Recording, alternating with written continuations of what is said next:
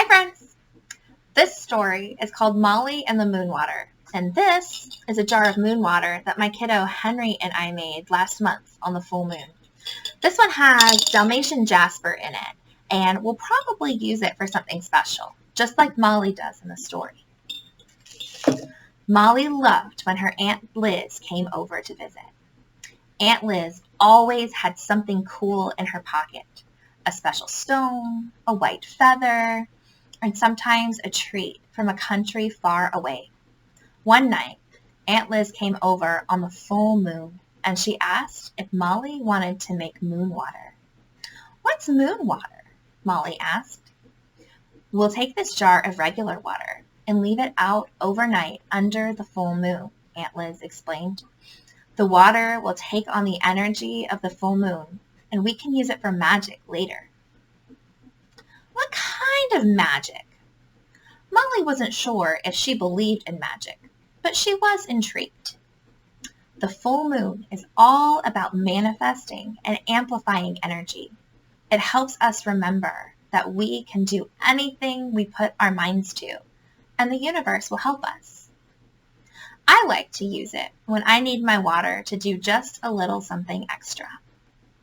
Molly still wasn't sure, but she watched carefully as Aunt Liz placed the jar in the window and whispered something as she gazed at the moon. "I have to go home now, sugar. Let me know how you use your moon water." A few days later, Molly noticed that one of her mom's plants was looking a little droopy. She wondered if moon water could help. Carefully, she poured a bit of the moon water into the pot. "There you go, little plant," she said. "I hope you feel better soon." To her surprise, the next morning the plant was perky and blooming again. It must have been the moon water. The next week, Molly had a terrible day at school. She tripped and skinned her knee on the playground, her favorite pencil broke, and her best friend had to leave early for a dentist appointment, so they didn't get to sit together at lunch. "That all sounds terrible," her mother said on the ride home. "I'm so sorry you had such a bad day. You should wash your hands of it when we get home."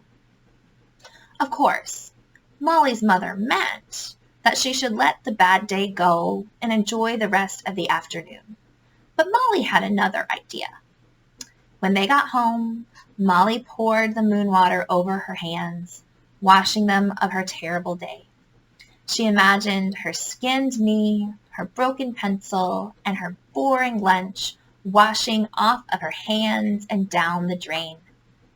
Afterwards, she felt much better, and she also noticed that her jar of moon water was almost empty. She called Aunt Liz. "I used my moon water!" Molly exclaimed, and she told Aunt Liz all about the plant and the bad day. "Wow! It sounds like you really found your magic." "It wasn't me," Molly said. "It was the moon water. I need to make more so I can keep making a difference." "Ah, I wonder about that. I think it was you." "What do you mean?" "Well, the moon water didn't help the plant. You did. It needed water, yes, but you gave it water and you also gave it love and care." "I guess, but I really think it was the moon water." "Uh-huh. And what about today? Did the moon water change your mood?" "I mean, kind of. Or was it deciding that you were going to have a better day and deciding to let the bad parts of it go?" Oh, Molly was beginning to understand. So it wasn't really the moon water. It was how I used it. Yes, it was the love and focus you put into using it. Things like this, moon water, stones, prayer, meditation, they're all tools that help us channel our focus and love into what we want. We can make anything happen, really, if we believe we can and we put the right time and care into it. Do we need moon water to make that happen? Not always.